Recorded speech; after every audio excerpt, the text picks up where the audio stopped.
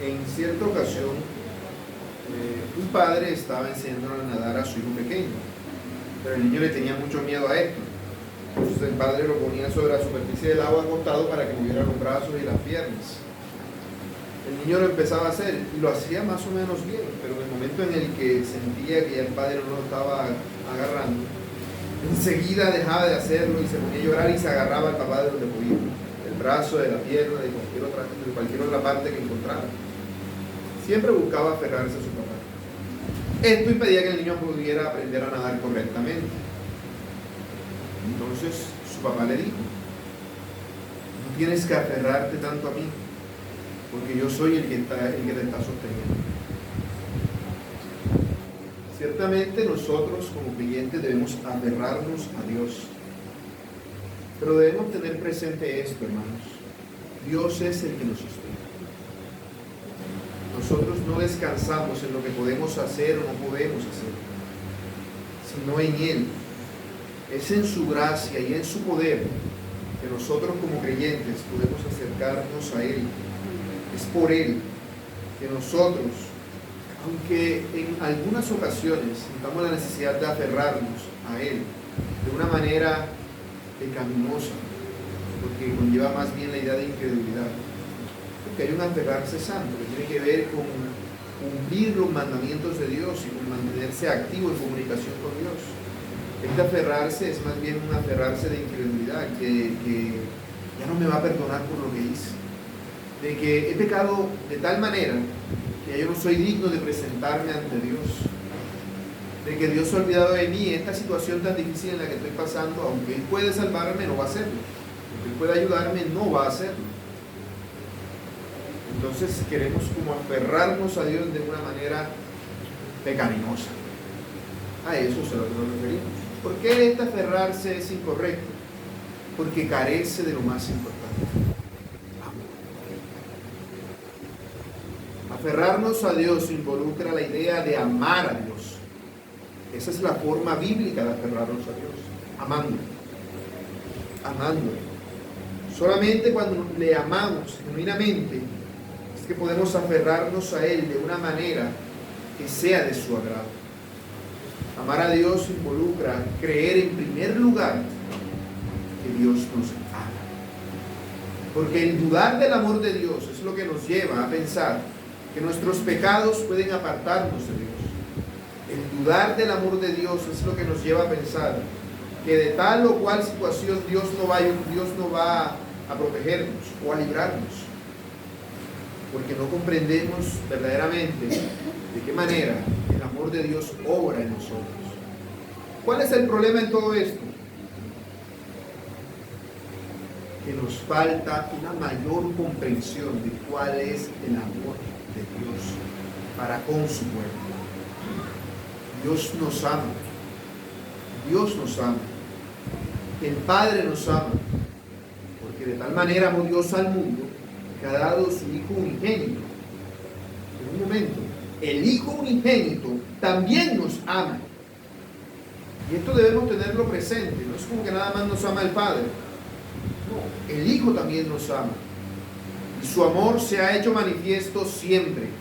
En este mismo momento es manifiesto con todo lo que existe. El amor de Dios. Porque si no, todo lo que existe no existiera. Dios es el que mantiene todas las cosas en su lugar. A partir de este capítulo 13 del Evangelio de Juan, cambia la forma en la que el Evangelio ha venido tratándose.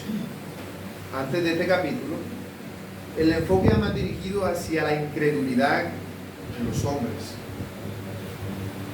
Por eso se habló de señales que demostraban que Jesús era el Mesías. Ahora el Evangelio cambia para aquellos que ya saben que Jesús es el Mesías. El Evangelio cambia a partir de este capítulo 13, el Evangelio de Juan, para enfocarse en aquellos que ya reconocen a Jesús como el Mesías. Por eso vemos que el lapso de tiempo que iba brincando de tiempo en tiempo, de meses, periodos muy largos de tiempo, ahora se concentra en una única noche. Desde este capítulo hasta el 17 veremos que todo ocurre en una misma hora, en un mismo momento. El contexto es la cena de la Pascua. Más adelante, en futuros sermones, veremos cómo encaja esto de la cena de la Pascua y la discrepancia que puede tener este suceso con otros evangelios. El punto aquí es que esta fiesta conmemoraba precisamente la liberación del pueblo israelita de Egipto. Eso es lo que se conmemoraba en la Pascua. Lo que no sabían los discípulos en ese momento es que esa sería la última Pascua legítima para Dios en ese sentido. Porque en la Pascua se ofrecía un cordero por el perdón de los pecados. Este cordero se ofrecía para apaciguar la ira de Dios, para dejarla para después. Pero ya no habría un después para hacer esto, porque el Cordero de Dios que quita el pecado del mundo sería sacrificado en esta fiesta de la Pascua. Y Juan enfatiza el hecho en este evangelio de que Cristo muere al momento de la celebración de la fiesta. Cristo muere como el Cordero de la Pascua, por lo tanto es la última Pascua, según el antiguo pacto, que es legítima ante Dios. Es la última de estas fiestas de la Pascua. El ser esto involucra la idea de que el momento para Cristo ha llegado. Y él ya lo ha dicho, fue lo que dijo en el capítulo 12. La hora ha llegado. Ya llegó la hora. ¿Cuál hora? De que Cristo se ha ofrecido por el perdón de los pecados. Por eso ahora Cristo, teniendo pleno conocimiento del tiempo que le queda en el mundo, como un hombre, en el mismo sentido que nosotros somos hombres, Él decide manifestar su amor a los suyos, utilizando el poco tiempo que le queda, porque se halla de cara a la cruz. Por eso Él quiere aprovechar este momento para manifestar su amor, el amor de Cristo. ¿Qué es el amor? Las telenovelas nos enseñan, y las películas y los libros, cuando antes los libros estaban de moda antes que las televisiones, que el amor es el amor romántico entre un hombre y una mujer. Es un sentimiento, pero la Biblia nos enseña que el amor es una decisión. ¿Qué decisión? Una decisión trascendental, una decisión que es antinatural, una decisión que una persona que no ha sido despertado por Dios a una nueva vida no puede tomar, no puede hacerlo. Porque el problema más grande que tienen todas las personas es que viven de manera contraria al amor. El amor se habla mucho hoy en día, pero viven de manera contraria al amor. Cuando pensamos en el contrario, o el opuesto, o el antónimo del amor, se nos viene de inmediato a la mente el odio. Pero eso es errado. El odio no es el antónimo del amor.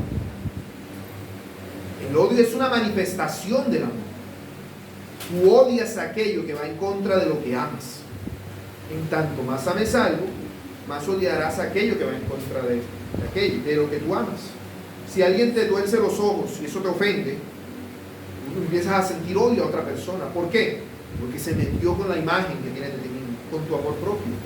Si alguien se mete con tus hijos o algún otro miembro de tu familia, como amas a esas personas, vas a sentir odio al que se metió con ellos. El odio no es más que una manifestación del amor. El antónimo del amor es el egoísmo. La Biblia nos enseña que el problema no es el odio, el problema es el egoísmo y la egolatría. Es no amar verdaderamente.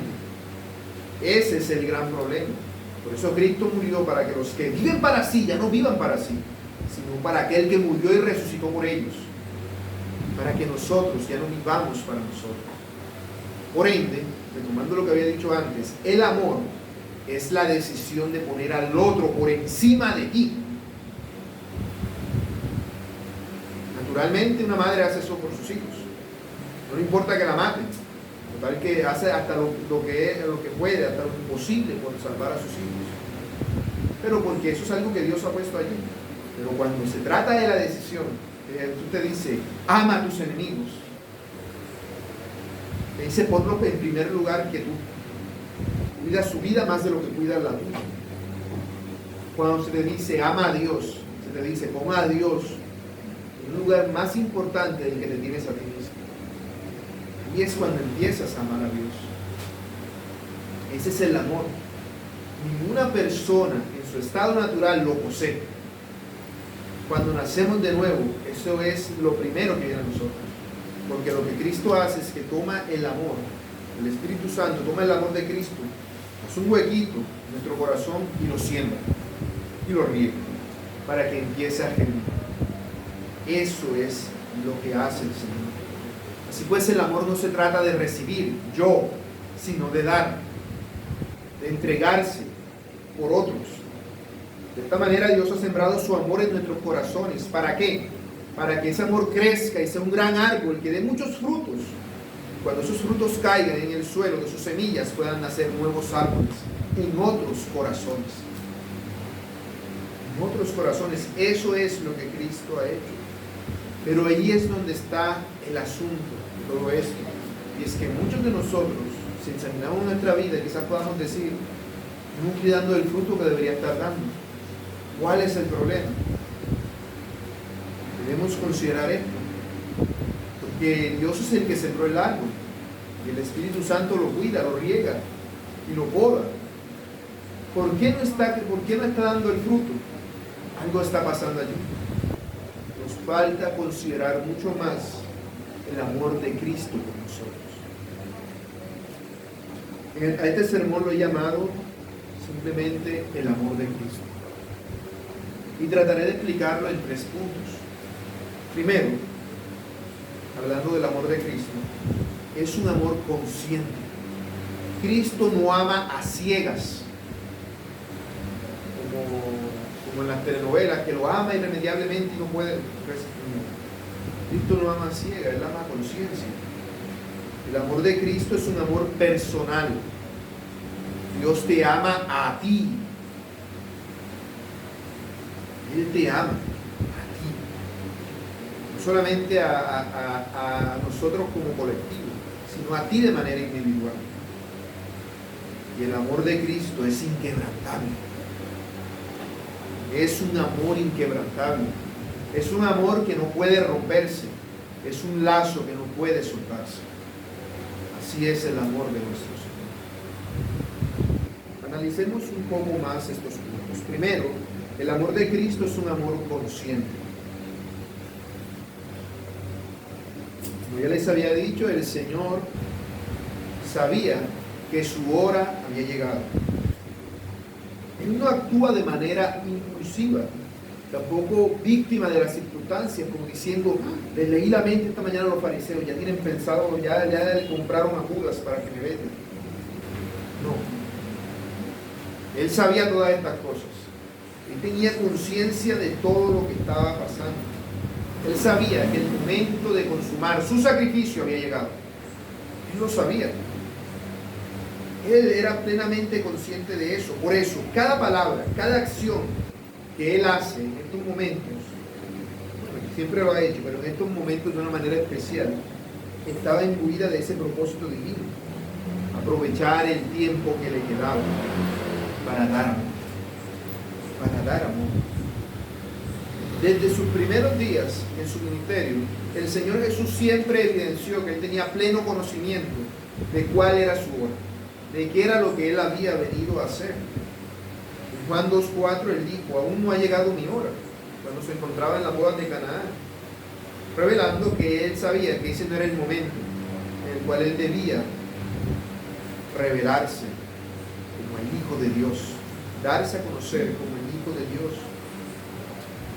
Juan 7:6, Él dijo, tu tiempo aún no ha llegado, reafirmando que ese tiempo en el cual Cristo se revelaría, se daría a conocer como el Hijo de Dios, todavía no había llegado.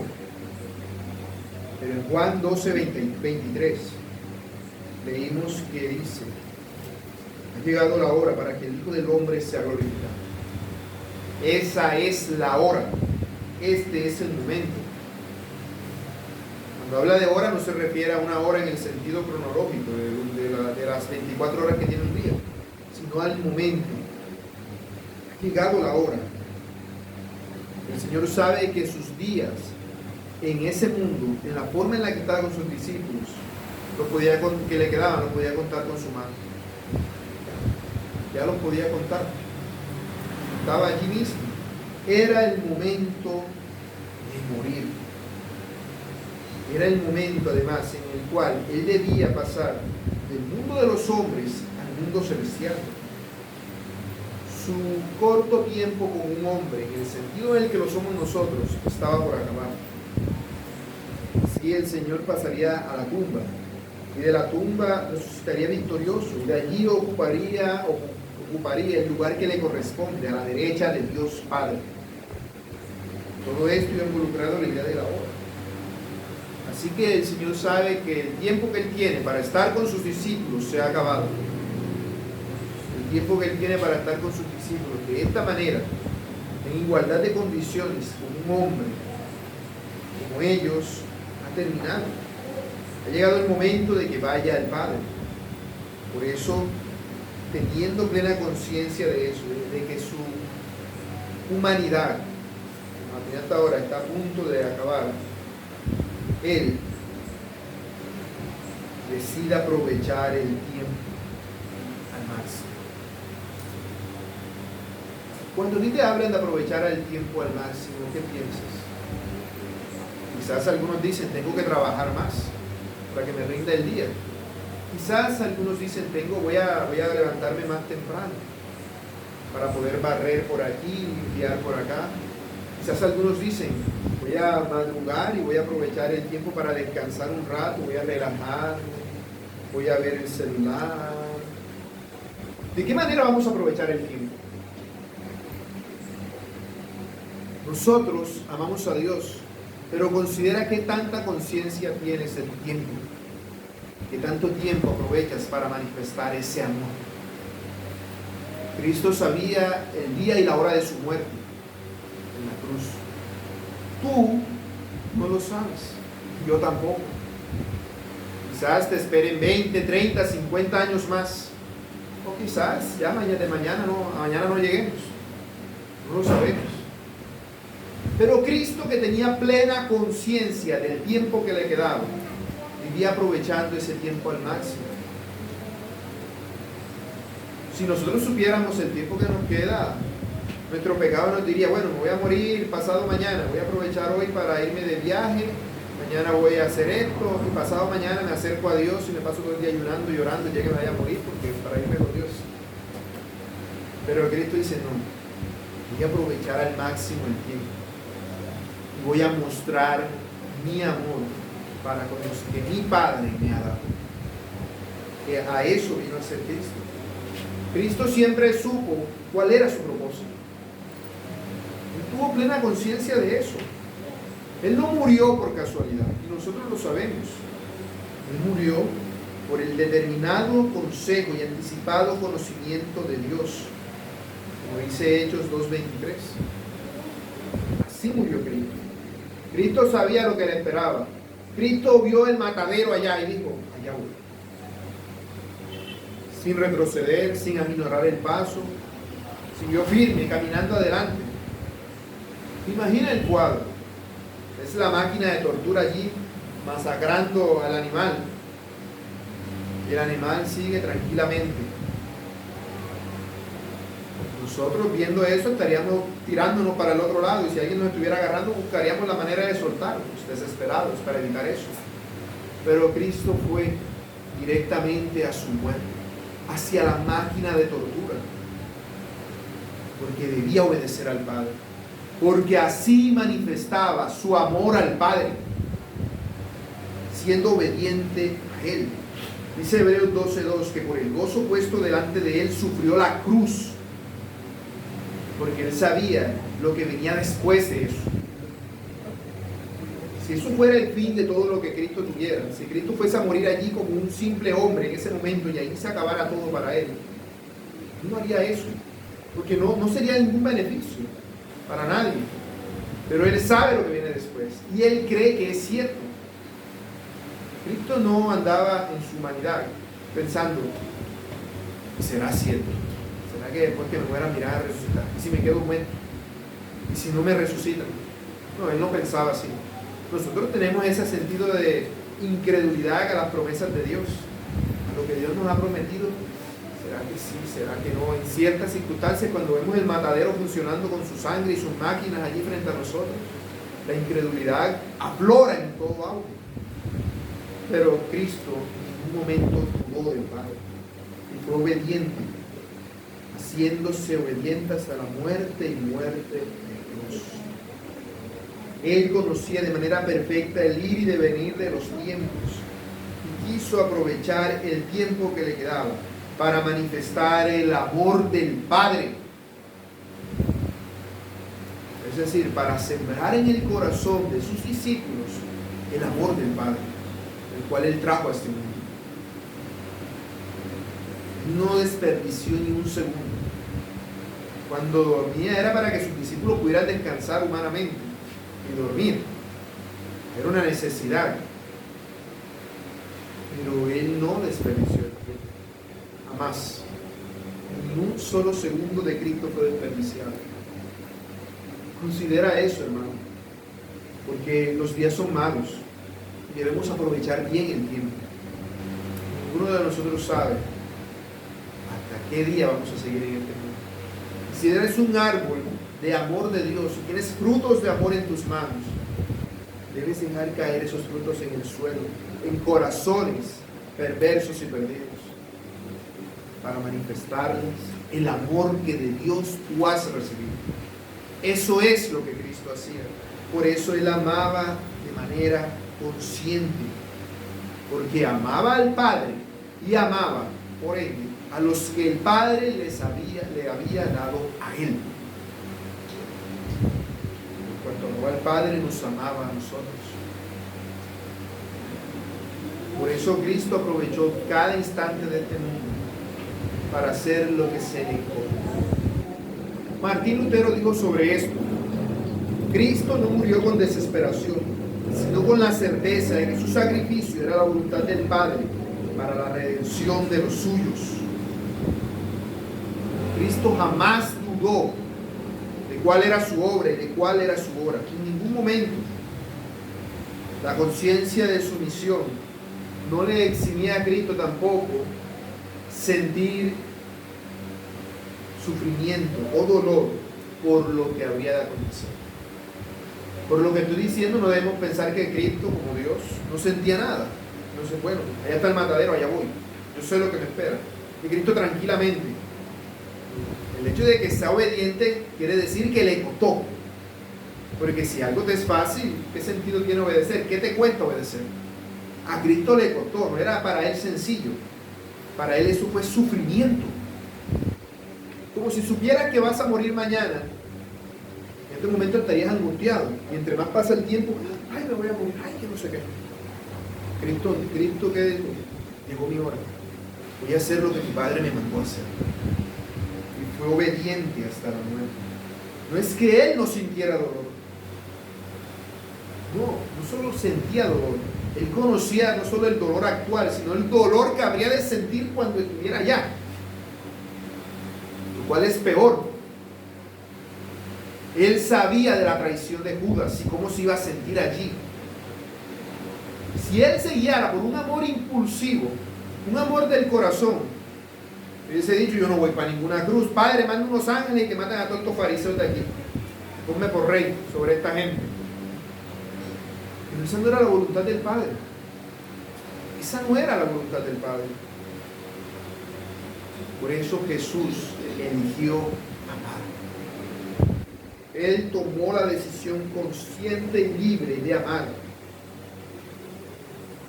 Su obediencia se construye en nosotros en un ejemplo de amor, sin importar cuán doloroso pueda ser el camino. Porque tenemos la mira puesta en lo que Dios nuestro Padre ha prometido.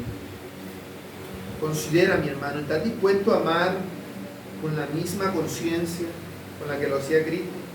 Sabiendo el camino que involucra el verdadero amor. No es un camino de rosas, es un camino de espinas y descalzo y desprotegido. Ese es el caminar del cristiano. Ese es el caminar del cristiano, ese es el camino estrecho por el que nosotros andamos, el que no es de este mundo. Es un camino en el que vas andando y se te van clavando las espinas con cada paso que das. Te vas sacando sangre por todas partes y no vas a morir, porque Dios te lo prometió y tú debes creerlo. Y te vas desangrando y miras para atrás y ves el rastro de sangre que has botado. Dices, en cualquier momento me muero, pero tú avanzas y dices, Él me prometió que voy a llegar a la muerte. Y sigues avanzando. Ese es el camino que Cristo tomó primero para que nosotros le siguiésemos. Así pues, examínate, hermano, a ver si tu forma de amar está marcada por una entrega consciente o actúas de manera automática sin considerar el costo del verdadero amor. Porque es muy simple. Si tú no estás experimentando ningún tipo de sacrificio por causa de Dios, eso está diciendo que no estás amando a Dios por encima de ti. Simplemente eso. Tu amor es inconsciente. Tu amor está allí porque Dios te lo dio, pero ahí quedó. No has hecho nada con él. Examina, porque el amor de nuestro Señor fue total y plenamente consciente. Segundo aspecto del amor de Cristo, es un amor personal. Vemos que se nos dice que el Señor amó a los suyos. Como ya dije, los suyos se refiere a aquellos que el Padre escogió para que se convirtieran en sus discípulos. Este es un amor personal, no es abstracto. No es un amor generalizado. No es que son mis discípulos, no, es que Él amaba a todos ellos de manera personal. A todos los amaba de manera personal. Es un amor específico, dirigido a personas específicas. Aunque suene ofensivo para nuestra sociedad, esto quiere decir que este es un amor discriminador. Porque Dios ama a todos, pero no ama a todos de la misma manera. El Señor, nuestro Dios, es amor. En Él no puede haber algo que no sea amor. No puede haberlo. Dios no puede haber algo como el egoísmo. No puede haberlo. ¿Hay odio en Dios? Sí, Dios odia el pecado. Lo aborrece. Porque Dios es amor. Y como es amor, tiene que odiar, porque es contrario a su amor. Pero Dios nunca deja de trabajar por otros. A pesar de que está en el trono gobernando toda la creación, Él ama a su creación. Dios la ama. En ese sentido, Dios ama a todas las criaturas del mundo. Por eso dijo Cristo: amad a vuestros enemigos, bendecid a los que os maldicen, haced bien a los que os aborrecen, y orad por los que os ultrajan y os persiguen, para que seáis hijos de vuestro Padre que está en los cielos, que hace salir su sol sobre malos y buenos, y que hace llover sobre justos e injustos. En ese sentido, Dios ama a todo lo que existe. Porque Dios es amor. Dios es amor. Pero ese amor no se manifiesta de una manera redentora a todos, sino como nosotros sabemos, solamente lo hacen aquellos que el Padre escogió. A estos el Señor manifiesta su amor redentor. Como dice Efesios 1:4, según nos escogió en Él antes de la fundación del mundo, para que fuésemos santos y sin mancha delante de Él, en amor, habiéndonos predestinado para ser adoptados hijos suyos, por medio de Jesucristo, según el puro afecto de su voluntad. Dios ama de manera especial a los que Él escogió para salvación. Porque quiere decir que a los escogidos su amor nunca va a acabarse. Pero los otros tienen un límite, ese amor. Por causa del amor que Dios le tiene en su paciencia, Dios les tolera su tiempo en este mundo y los pecados que cometen. Pero eso se va a acabar. por causa del mismo amor de Dios que aborrece el pecado, que odia el pecado. Pero su amor por sus escogidos no tiene final. ¿Y quiénes son sus escogidos? En el contexto inmediato cuando se nos habla de los suyos, se refiere a los discípulos. En Juan 17:6 dice: he manifestado tu nombre a los hombres que del mundo me diste. Tuyos eran y me los diste, y han guardado tu palabra. ¿Qué hizo Jesús con sus discípulos? Les manifestó al Padre. Se les dio a conocer a su Padre. Al hacer eso, ¿qué hizo con ellos? Les compartió su misión y propósito, para que ellos hicieran lo mismo, para que ellos también dieran a conocer a otros al Padre. Y Dios es amor. Es decir, cuando Cristo les dio a conocer al Padre, sembró en el corazón de sus discípulos el amor que él había recibido del Padre, para que sus discípulos posteriormente pudieran sembrar ese amor en otras personas. ¿Por qué el Señor ama a los suyos? Pues ya les dije, porque Dios lo escogió así. Dios los escogió. Cristo ama a los escogidos. A los escogidos ama. Con un amor que para nosotros, los humanos, puede parecer ilógico. Porque Cristo no nos dice simplemente, amen a sus enemigos. No, Cristo nos dice, yo doy ejemplo. Nosotros somos por naturaleza enemigos de Dios. Todo hombre es enemigo de Dios. Tú eras enemigo de Dios antes que el amor de Cristo fuese sembrado en tu corazón. ¿Y qué hizo Dios? Mandó a su Hijo para que sembrase ese amor en ti. Él te dio amor. El amor es algo que produce amor. El amor produce amor cuando es un amor genuino. Si tú amas a alguien, esa persona termina teniendo amor hacia ti, aunque no sea en la misma medida, aunque no sea de una manera recíproca igual. Si tú amas a tus hijos, por más rebeldes y terribles que sean, inclusive si se rebelan contra ti, siempre van a tener algo allí de ese amor que le diste. Porque el amor produce amor. ¿Y qué nos manda Cristo? A que no demos el amor con medida. Porque Él no lo hizo así. Él vino a revelar al Padre en total plenitud. Él vino a dar el amor sin medida, sin límite. Nosotros le ponemos límites al amor cuando decimos, yo hago esto por el otro, pero ya, esto de acá ya esto es mucho. Esto es demasiado. Yo puedo darle unas monedas a otra persona que la necesita. Eso es una muestra de amor. Pero ya que te digan, no, que le des algo que tú aprecies mucho, hasta allá, ya no. Ahí estamos dando el amor con medida. Siempre tenemos medida de amor.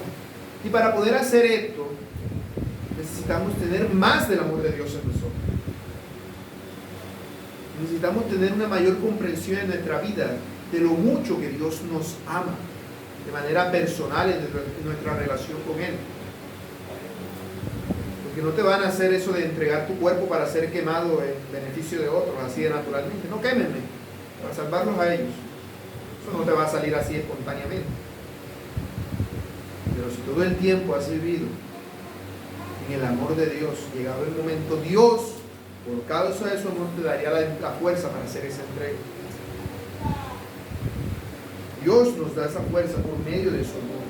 Así fue como Cristo lo hizo con sus discípulos. ¿O por qué creen que Pedro estaría a punto de negar al Señor? Pero más adelante sabemos por la historia que terminaría muriendo por el Señor.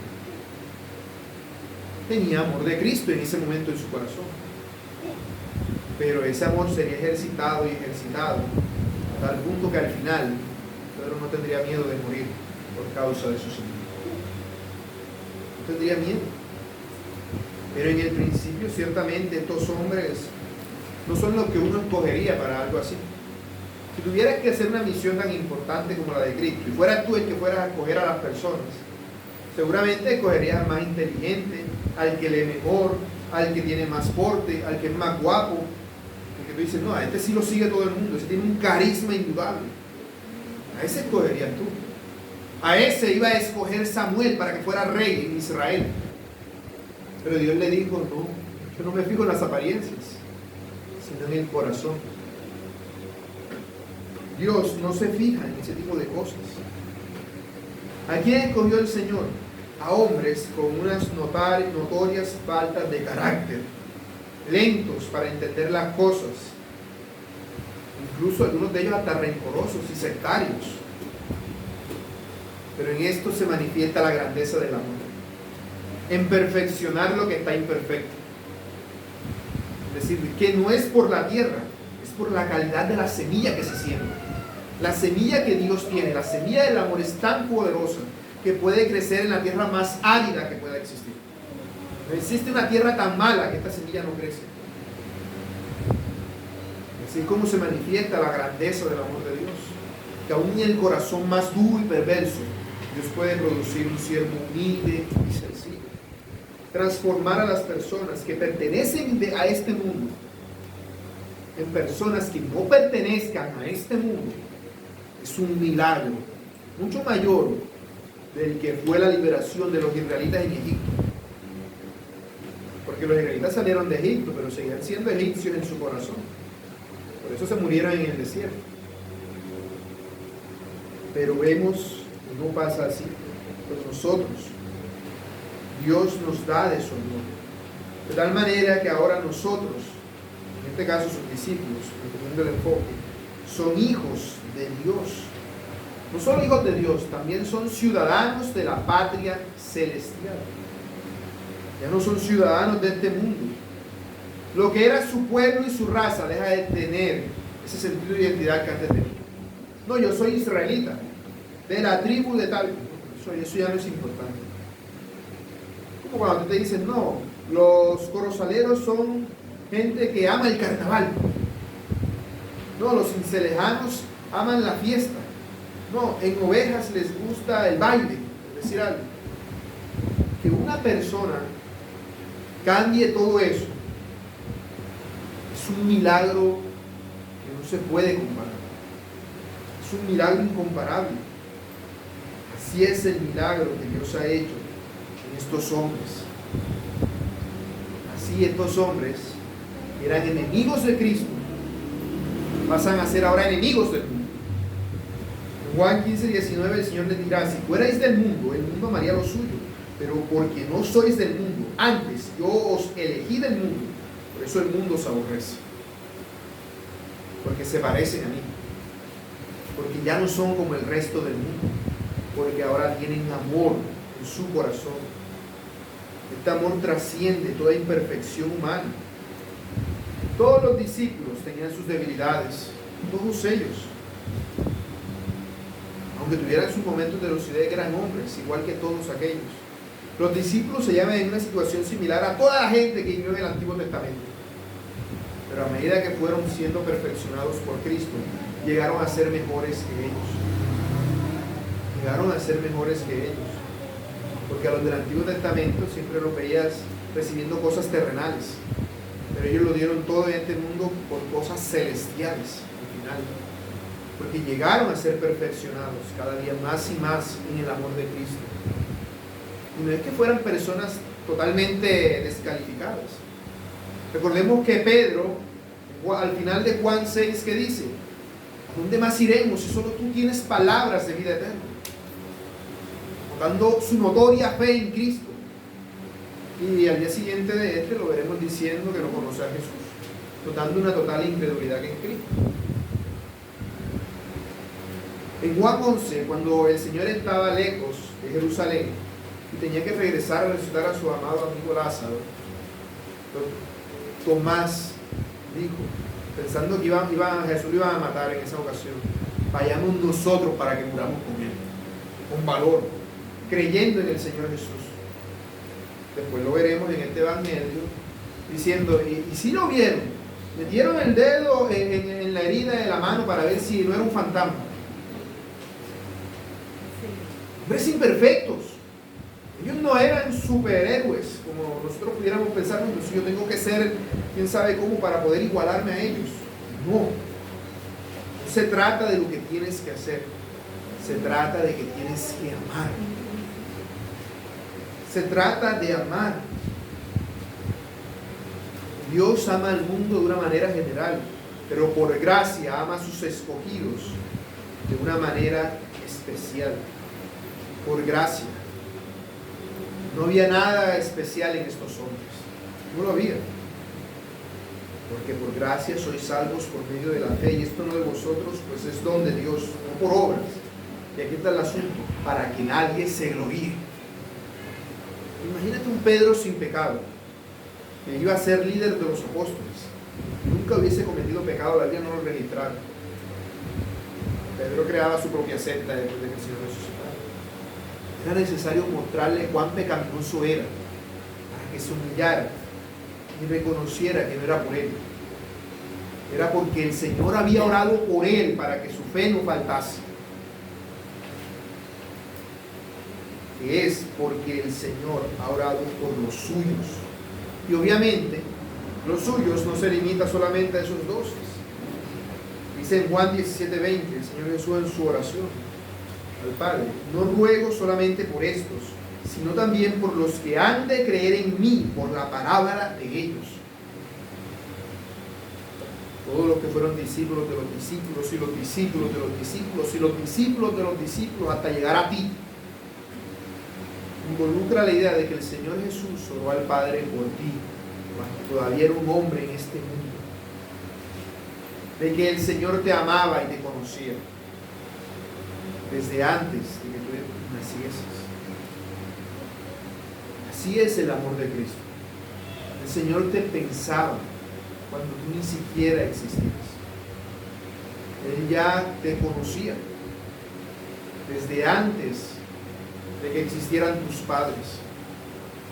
Considera cuán grande es el amor del Señor, que aún conoce cuántos cabellos hay en tu cabeza.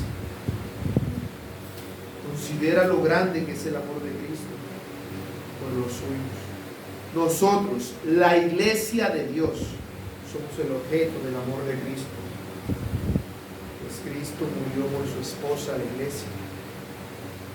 Cristo murió por la iglesia.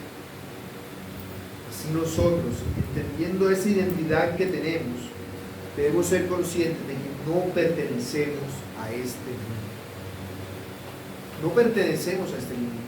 Por eso nuestras formas no deben ser como las de este mundo. Tú puedes decir: pero es que yo soy cristiano, yo no voy al carnaval, yo no tomo, yo no salgo a fiestas de estas desenfrenadas, no fumo, ni hago ningún tipo de cosa mala. Bien, pero hay personas en el mundo que hacen todas esas cosas y siguen estando en el mundo. No pienses que por eso ya no perteneces al mundo. No perteneces al mundo por causa del amor de Cristo. Ese amor llegó a ti mediante el mensaje del Evangelio. Ese amor te dio salvación por su amor en el Evangelio. Y tú vives de manera contraria al mundo cuando vives por medio del Evangelio mostrando el amor de Dios. Mostrando que no eres como ellos. Deberíamos considerar cada día de qué manera vamos a manifestar el amor de Dios con lo que estamos haciendo. Nuestras relaciones por los demás no pueden estar limitadas a lo que ellos son, porque por la gracia de Dios hemos sido amados. De la misma manera, por la gracia de Dios debemos amar también nosotros. Nuestro amor no puede depender de que otros nos amen, sino que debe ser un amor como el del Señor. ¿Cómo es ese amor? Punto final. Es un amor inquebrantable. Es un amor que no se puede destruir. Por eso dice que los amó hasta el fin. Cuando dice que los amó hasta el fin, no se refiere que los amó hasta el día que se murió, sino que se refiere a que hasta el último momento de su vida terrenal, el Señor, en un grado extremo o máximo, manifestó su amor a ellos. Aquí el fin se refiere al fin de la vida terrenal del Señor Jesús, pero no se refiere solamente a que los amó hasta ese día, sino que hasta ese día hasta ese último momento, el Señor no dejó de amarnos al máximo, sin medida, sin límite. Sin límite. No significa que el Señor los amara desde el principio y que los seguía amando, en el momento de este relato, sino que era un amor en el cual Él lo daba todo, sin medida. Como les dije, nosotros ponemos medida de amor todo el tiempo a todo lo que hacemos. Damos hasta cierto punto. Hasta cierto punto damos. Inevitablemente es así, aún con las personas que más amas hasta cierto punto. Hay cosas en las que dices, necesito un poquito de amor a mí. No es así. Es que necesitamos un poquito de amor a nosotros mismos, porque nos falta mucho del amor de Dios en nosotros. No es que no lo tengamos, sino que lo tenemos en una medida y decimos, ya, bueno, esto es suficiente. No es así. Debemos anhelar más y más del amor de Dios en nosotros. El Señor Jesús tenía un amor sin reservas, un amor que no menguó ante ninguna circunstancia. Es un amor que excede todo límite. La máxima manifestación de ese amor es la cruz. Pero no quiere decir que la cruz sea la única muestra de ese amor. En este mismo pasaje, en los versículos siguientes que consideraremos el próximo domingo, veremos cómo el Señor ama a sus discípulos, humillándose ante ellos y lavándole los pies. Cosa que solamente hacían los esclavos en la casa. Humillándose. Diciendo que mi amor propio no se trata de eso. Nosotros hacemos cosas por otros, pero hay un límite. Hay un punto en el cual digo, ya, esto no. Esto excede el límite que yo tengo. Y forzarte a hacer eso, si tienes la convicción genuina, lo puedes hacer. Pero el problema es que muchas veces nos falta tanto amor de Dios que decimos no. Ya yo tengo un límite. Me han humillado demasiado. Ha pasado demasiado. Y el punto no es lo que te afecte a ti, sino lo que afecta a Dios. El punto no es entonces dejar de amarte, sino amar a Dios. Nunca vas a poder dejar de amarte en este cuerpo terrenal. Sino lo que debemos hacer es amar más a Dios. Porque esa es la fuente sin medida en la que está fluyendo, como si fuera una manguera, lo conecta y está saliendo el agua a presión por ahí. Nosotros dejamos esa medida y decimos, bueno, ya se llenó, ya estoy lleno, ya quítenme la manguera. Y Cristo dice, no, es que es para que se derrame y cubra todo a su alrededor. Un amor sin medida. Por eso en esa oración sumo sacerdotal que leí hace un momento, en Juan 17:20, el Señor no solamente intercede por los discípulos que estaban allí, sino por los discípulos que todavía no habíamos nacido, que naceríamos más de 2000 años en el futuro. Bueno, 2000 años en el futuro. Y por los discípulos que se encontrarían al otro lado del mundo. Una cosa es que tú estés dispuesto a dar tu vida por alguien a quien ames, por un hijo, una esposa, un hermano, un padre. Otra cosa es que tú estés dispuesto a dar tu vida por personas que ni siquiera han nacido, que ni siquiera van a ser de la misma patria, que ni siquiera van a hablar el mismo idioma. Personas completamente ajenas. Esas personas somos nosotros. Por nosotros murió Jesús. Por eso en la cruz, cuando el Señor hizo todo lo que tenía que hacer, que veremos más adelante, que involucra hasta el hecho de amar a su madre para no dejarla sola, de desahuciarla como una viuda. Cuando hizo hasta lo último, manifestando su amor al máximo, Él dijo, consumado es. Le entregó su espíritu. Consumado es. Lo hizo todo. La muerte de Cristo es la puerta de la redención. El amor de Cristo es tan grande que nos alcanza a nosotros hoy, en este día, en este lugar del mundo. Nos alcanza. Es un amor sin límite y sin medida. Es un amor que se extiende a aquellos que hemos de creer y a aquellos que todavía no han nacido y que han de creer que han de creer en Cristo. La cruz, por lo tanto, es el símbolo supremo de amor. La cruz no es solamente un símbolo de castigo, sino que es un monumento viviente del amor de Cristo. Allí es donde se levantará la bandera de su amor, haciéndola ondear al viento de su gracia, para que todo el mundo pueda saber que Dios es amor. Dios es amor. Para eso es levantada la cruz, una señal definitiva para toda la humanidad, de que Dios es amor, tanto para aquellos que reciben ese amor como para aquellos que lo desprecian. Para eso es la cruz. La cruz no es el fin.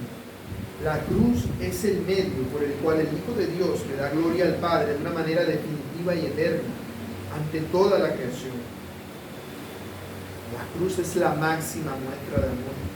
El Señor dijo: nadie muestra mayor amor que este, que uno ponga su vida por sus amigos. Ese es el mayor amor, por el cual renuncio por completo a mí, por otro. Cristo puso su vida por sus amigos, los discípulos, y por todas las personas que han hecho parte de la iglesia a lo largo de la historia. A lo largo de la historia. Consideremos lo que la cruz ha hecho. En primer lugar, por medio de la cruz, el Señor Jesús pagó el precio de nuestros pecados y nos ha reconciliado con el Padre, siendo nosotros enemigos de Dios. Él nos ha dado amor. Nos ha dado amor. Eso es algo que humanamente, por causa de la falta de amor de Dios en los corazones del hombre, es algo que es inimaginable. Imagina que alguien mata a tu bebé pequeño de la manera más cruel posible, que lo desangren allí frente a tus ojos, y que luego tú vengas y ames a esa persona y le des amor. Así pasó con el Cristo y con el Padre. Nosotros estábamos allí porque somos tan pecadores como aquellos que le crucificaron. Porque el Señor fue crucificado por orden judía y por manos gentiles. Todos estábamos allí representados. Cristo nos dio perdón y reconciliación con el Padre. Como si hubiese muerto y hubiese hecho un disfraz con su propia piel, y nos hubiese cubierto con ella, para que ahora nosotros seamos Cristo ante el Padre. Para que ahora nosotros tengamos ante el Padre el mismo valor que tiene su Hijo. Pero no se limita a eso. Por medio de la cruz, el amor de Cristo no se apagó, sino que se prolongó, permitiendo que el Espíritu de Dios viniera sobre nosotros, los creyentes. Es decir, Cristo no solamente nos perdona y ya, sino que además nos da de su mismo Espíritu para que seamos como Él. Nos da todas las herramientas que necesitamos para que vivamos para la gloria de Dios, para que seamos un consuelo para el mundo vil, impío y pecador.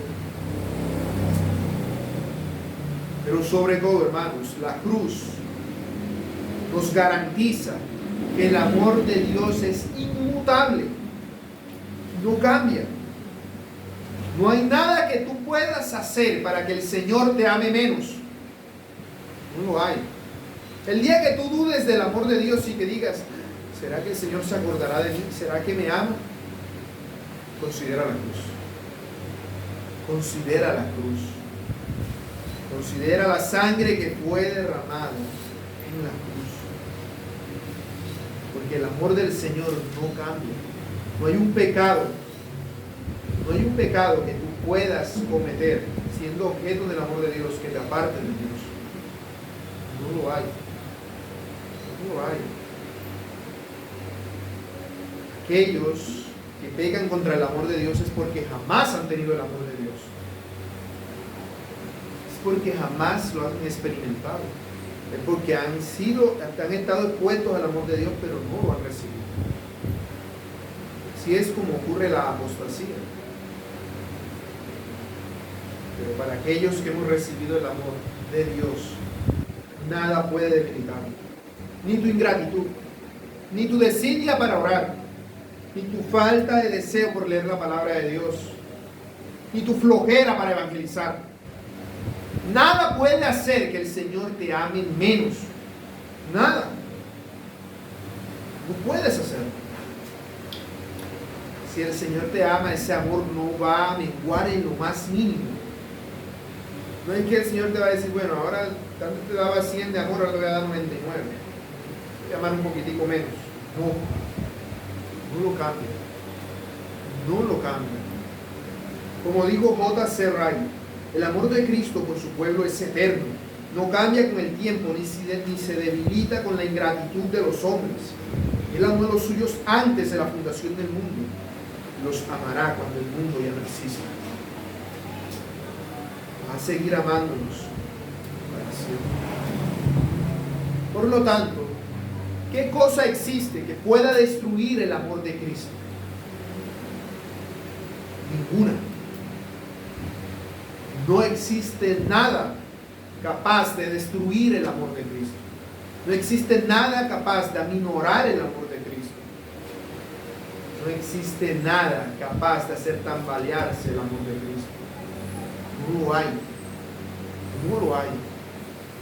Aunque busques en toda la creación, aunque busques en lo más profundo y perverso de tu corazón, no vas a encontrar nada capaz de destruir el amor de Cristo. No lo hay. Por eso podemos estar seguros de que somos salvos si tenemos el amor de Cristo en nosotros. Podemos tener la seguridad de que ese amor está en nosotros, de que somos ciertamente parte de su pueblo y que nunca, ni mañana, ni en 10,000 años vamos a dejar de serlo, porque no depende de nosotros, sino de Él. Por lo cual estoy seguro de que ni la muerte, ni la vida, ni ángeles, ni principados, ni potestades, ni lo presente, ni lo porvenir, ni lo alto, ni lo profundo, ni ninguna otra cosa creada nos podrá separar del amor de Dios, que es en Cristo Jesús, Señor nuestro. Nada, hermanos, nada nos puede separar del amor de Cristo. Nada. Por eso nosotros, si somos conscientes de eso, si somos conscientes que el amor de Cristo para nosotros es un raudal, es una cascada cayendo sobre ti, debiéramos vivir de manera tal que amemos de la misma forma, que amemos sin medida, sin decir, no, este ya está siendo ingrato, ya no está valorando lo que estoy haciendo, entonces ya no voy a amarlo. Debemos amar de tal manera que reflejemos el amor de Cristo con nuestra vida. Debemos hacerlo, pero eso es imposible hacerlo si no estamos nutridos de ese amor primero. Aplicaciones.